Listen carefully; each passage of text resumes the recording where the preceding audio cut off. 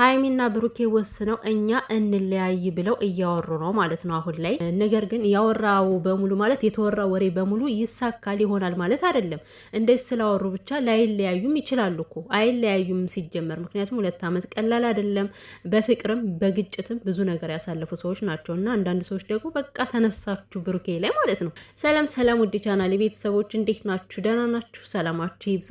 ያው እንግዲህ እኔ ላይክ ሰብስክራይብ አልላችሁም ብላችሁም አታደርጉኝም እውነቱን ለመናገር ማለት ነው። እንግዲህ ማለት ቅን ልብ ያላችሁ ሰዎች ላይክ አድርጉኝ፣ ሰብስክራይብ አድርጉኝ ማለት ነው። ቅንነት ለራስ ነውና ምክንያቱም ምንም አይነት ቪዲዮ ብሰራ ያው ምንም ላይክ የማታደርጉ ምንም አታደርጉም፣ ግን እንደነገርኳችሁ ቅን ልብ ያላችሁ ሰዎች ግን ላይክ እያደረጋችሁኝ እለፉ እና ማለት ነው። እንግዲህ ሃይሚ በባለፈው መታ ከሙሽ ቤት ሂዳ እኔ እናንተ መለየት አለብን፣ ሁሉን ነገር ለቤተሰብ ማሳወቅ አለብን ስላለችው ብሩኬ ደግሞ ከሃይሚ ከጋሽዬ የተቀበለው አደራ አለ። እሷም ሃይሚ ነች። ልጅህን ይሄው በእጅህ ብሎ ለማስረከብ ነው በትናንትናው ዕለት ቪዲዮ የሰራው ማለት ነው። በመጀመሪያ ደረጃ ብሩኬ ይሄ ነገር ከመጣበት ጀምሮ ሃይሚን ከመለመን ወደኋላ ብሎ ያውቃል። መጀመሪያ ላይ እንዴት ነው እሷን ለማግባባት እሷን ለማስረዳት ሲጥር የነበረው ነገሩ እውነት አይደለም ምን ፈልጋ እንደሆነ እያለ ማለት ነው። ከዛ በኋላ ደግሞ መሀል ላይ እሱ ራሱ የሆነ ንዴትም ይሁን አላውቅም ብቻ ተበሳጭቶ ከሃይሚ መለየት አለብኝ፣ በቃ በዚህ መልኩ መቀጠል አልፈልግም ማለት ልክ ሃይሚ እንደምትበሳጨው እሱም ተበሳጭቶ ማለት ነው። ግን ከዛ በኋላ ያለው ደግሞ ልክ ስላልሆነ አነጋገሩ ልክ ስላልሆነ የሄደበት መንገድ ልክ ስላልሆነ ገብቶት ተረድቶት እንደገና ተንበርክኮ ይቅርታ ጠየቀ ማለት ነው። እና እንኳን የማይለያዩትን እነዚህ ሰዎች ቢለያዩም ይሄ የራሳቸው ውሳኔ እስከሆነ ድረስ ሌላችሁ ምንድን ነው ዱብ እንቀምትሉት እንዴ? ማለት እንደተቀበላት ሁሉ እኮ ከተለያዩ ግዴታ ነው እኮ ለአባቷ ማስረከብ ማለት ነው። ሲጀምር ጋሽዬ ማለት በጣም የተለየ አባት፣ እኔ እንጃ የእሱ አባትነት አላቅም። በእውነት ሁሉ አባቶች እንደ ጋሽዬ ሆኑ። በተለይ ደግሞ ብሩኬን እንዴት እንደሚወድ በቃ ከሃይሚ እንዲወጣ አይፈልግም። ምክንያቱም የብሩኬን የዋህነት የብሩኬን ሁሉን ነገር ስለተረዳው ጋሽዬ ማለት ነው። ጥፋት እኮ አለ፣ ከብሩኬ ላይ ጥፋት አለ። ብሩኬ ጥፋት አጥፍቷል። የሁሉ ነገር በሱ ጥፋት ነው የመጣው አይደል? ግን ጥፋቱ እንደሚስተካከል ነው የሚያምነው ጋሽዬ ማለት ነው። ኧረ እኔ እንጃ በእውነት ጋሽዬ በጣም የሚለይ ሰው ነው እውነት።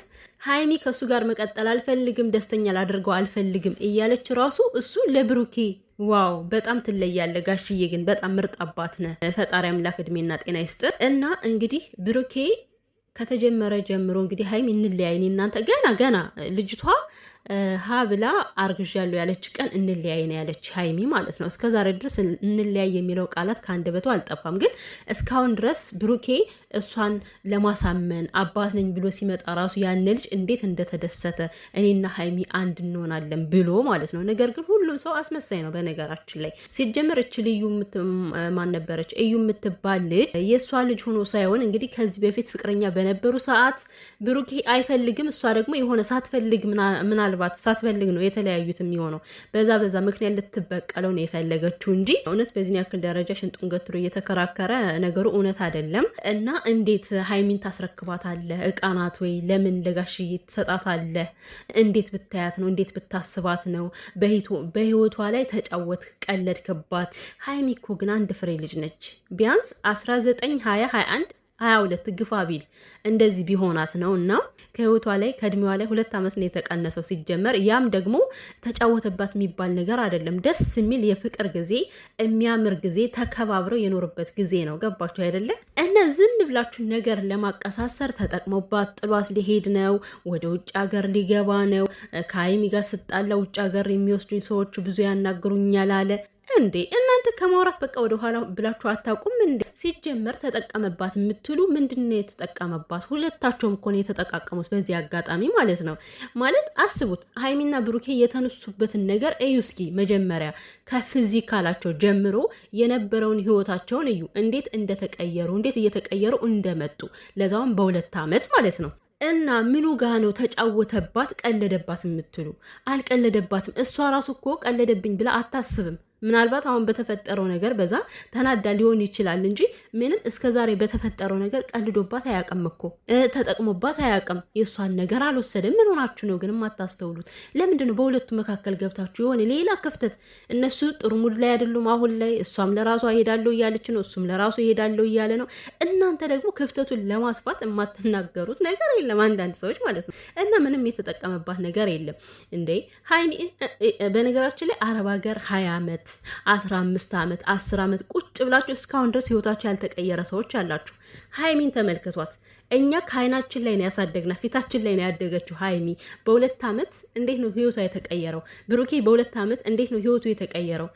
ተቀየረች እንጂ ምንም የተጠቀመባት ነገር የለም። ብሩኬም ተቀየረ፣ እሷም ተቀየረች። እርስ በርስ ተቀየረ ህይወታቸው ማለት ነው። ገባችሁ አይደለ?